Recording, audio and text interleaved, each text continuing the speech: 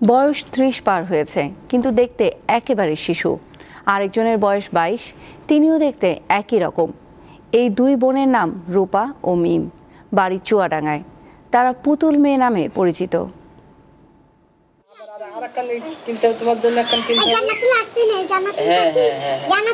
তোতা পাখির মতো ছোট ছোট করে কথা বলে রূপা ও মিম।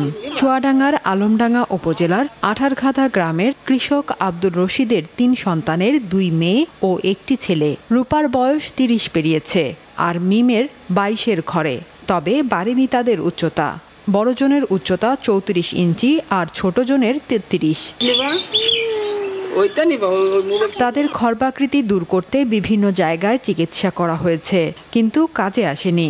রূপা যখন প্রথম হয় তখন আমরা ভাবলাম ছোট হয়েছিল, তারপরে একটা ছেলে হয়েছিল, ছেলেটা ভালো। তারপরে মিম যখন হলো তখন মিমকে নিয়ে আমরা অনেক চিন্তা ভাবনা করার পরে আমরা কলকাতা নিয়ে গেছিলাম। যে কলকাতায় অনেক ডাক্তাররা দেখাশোনা করার পরে বললো এটা চিকিৎসার জন্য রাখছেন না, এটা হরমোনের ব্যাপার হতে পারে।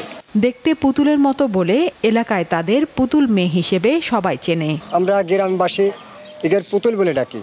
এদের জন্ম হয় আমরা দেখলাম। বয়স অনেক বেশি, কিন্তু দেখতে এরা ছোট, মানে এতই ছোট যে পুতুলের মতো। মোটামুটি এদেরকে অনেকে ভালোবাসে গ্রামের লোকজন। রূপা ও মিমের পাশে দাঁড়াতে আশ্বাস দিয়েছে স্থানীয় প্রশাসন।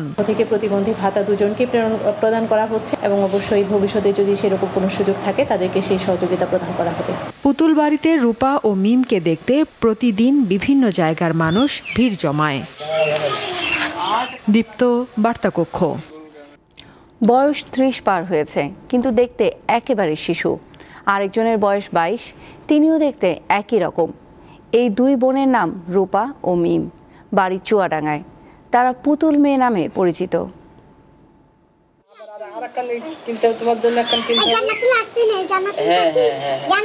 তোতা পাখির মতো ছোট ছোট করে কথা বলে রূপা ও মিম। চুয়াডাঙ্গার আলমডাঙ্গা উপজেলার আঠারঘাদা গ্রামের কৃষক আব্দুর রশিদের ৩ সন্তানের ২ মেয়ে ও একটি ছেলে। রূপার বয়স ৩০ পেরিয়েছে, আর মিমের ২২-এর ঘরে। তবে বাড়েনি তাদের উচ্চতা। বড়জনের উচ্চতা ৩৪ ইঞ্চি আর ছোটজনের ৩৩। তাদের খর্বাকৃতি দূর করতে বিভিন্ন জায়গায় চিকিৎসা করা হয়েছে, কিন্তু কাজে আসেনি। রূপা যখন প্রথম হয় তখন আমরা ভাবলাম ছোট হয়েছিল, তারপরে একটা ছেলে হয়েছিল, ছেলেটা ভালো। তারপরে মিম যখন হলো তখন মিমকে নিয়ে আমরা অনেক চিন্তা ভাবনা করার পরে আমরা কলকাতা নিয়ে গেছিলাম। যে কলকাতায় অনেক ডাক্তাররা দেখাশোনা করার পরে বললো এটা চিকিৎসার জন্য রাখছেন না, এটা হরমোনের ব্যাপার হতে পারে। দেখতে পুতুলের মতো বলে এলাকায় তাদের পুতুল মেয়ে হিসেবে সবাই চেনে। আমরা গ্রামবাসী এদের পুতুল বলে ডাকি। এদের জন্ম হয় আমরা দেখলাম। বয়স অনেক বেশি, কিন্তু দেখতে এরা ছোট, মানে এতই ছোট যে পুতুলের মতো।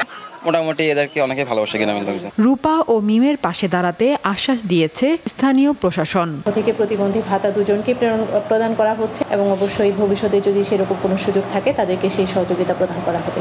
পুতুল বাড়িতে রূপা ও মিমকে দেখতে প্রতিদিন বিভিন্ন জায়গার মানুষ ভিড় জমায়। দীপ্ত, বার্তাকক্ষ।